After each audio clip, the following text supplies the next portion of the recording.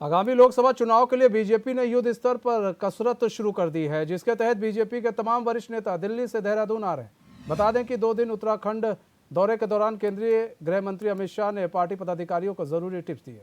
साथ ही बीजेपी महिला मोर्चा को भी कुछ अहम जिम्मेदारियां मिली हैं। इन्हीं तमाम विषयों को लेकर एचएनएन ने बीजेपी महिला मोर्चा की प्रदेश अध्यक्ष आशा नोटियाल से खास बातचीत की। आगामी 2024 का लोकसभा चुनाव बहुत ही दिलचस्प होने वाला है।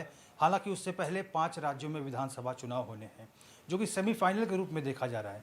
लोकसभा चुनाव के लिए भारतीय जनता पार्टी के तमाम संगठन के और केंद्र सरकार के बड़े मंत्री लगातार जो है उत्तराखंड का रुख कर रहे हैं। 12 तारीख को खुद प्रधानमंत्री नरेंद्र मोदी पिथौरागढ़ पहुँच रहे हैं। इन तमाम विषयों को लेकर पार्टी के हाईकमान के द्वारा उत्तराखंड में आगमन होता है और यहाँ के नेताओं को मार्गदर्शन प्राप्त होता है। इन तमाम विषयों की हम जानकारी लेंगे, क्योंकि हमारे साथ इस समय HNN 24x7 पर भारतीय जनता पार्टी महिला मोर्चा की प्रदेश अध्यक्ष आशा नोटियाल जी मौजूद हैं। मैम, सबसे पहले आपसे जानने का प्रयास होगा, महिला मोर्चा की क्या भागीदारी रहेगी इस बार 2024 के लोकसभा चुनाव में, क्योंकि 5 लोकसभा सीटों के लिए जो सम्मेलन अभी हुए हैं, 11 तारीख को टिहरी से शुरू हुआ ये सम्मेलन, क्या भागीदारी आप लोगों की सुनिश्चित हुई है? क्या जिम्मेदारी और जवाबदेही तय हुई है? देखिए, भागीदारी तो कुल मिला के ये है कि 2024 का चुनाव हम फतह करें, 5 सीट हमारी जीत के यहाँ पर जाए। और आप लोग जानते हैं कि उत्तराखंड में महिलाओं की भूमिका अहम रहती है और अधिक से अधिक महिलाएं हमारे मोदी जी को देश में फिर से प्रधानमंत्री देखना चाहती हैं। तो निश्चित तौर पर महिलाएं बहुत उत्साह के साथ भारतीय जनता पार्टी के साथ हैं और भारतीय जनता पार्टी के लिए काम कर रही हैं। मैम, अभी 2 दिन पहले केंद्रीय गृह मंत्री अमित शाह आए थे, भारतीय जनता पार्टी के प्रदेश मुख्यालय में भी आए, सभी मोर्चों के पदाधिकारियों के साथ बैठक हुई थी। महिला मोर्चा को क्या कोई निर्देश प्राप्त हुए हैं? देखिए, ये संगठन की इंटरनल बैठकें होती रहती हैं समय समय पर, और निर्देश यही होते हैं कि आप सभी लोग जानते हैं कि हमारे सामने 24 का चुनाव है।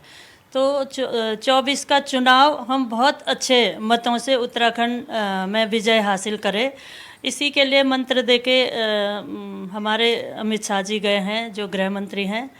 और महिला मोर्चा को भी अहम भूमिका उसमें निभानी है, जैसे निभाती रही है, आगे भी और उत्साह से महिला मोर्चा चुनाव में काम करेगा और वैसे भी काम कर ही रहा है।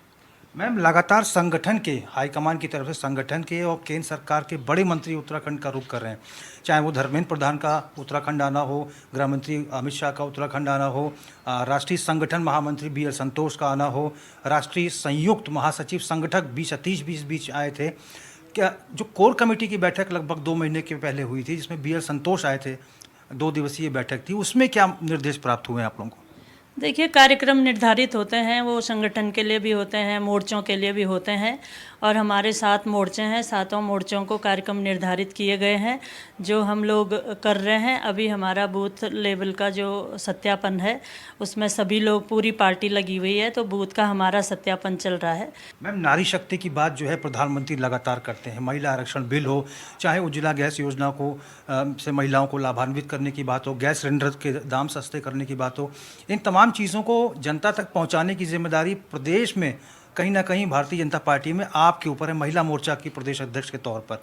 इन तमाम चीज़ों को जनता के बीच में कैसे लेके जाएंगी, उन दूर दराज की गांव की महिलाओं तक कैसे केंद्र सरकार की नीतियों को आप समझाएंगी, ये आपकी टीम काम करेगी, इसके बारे में थोड़ा बताएं।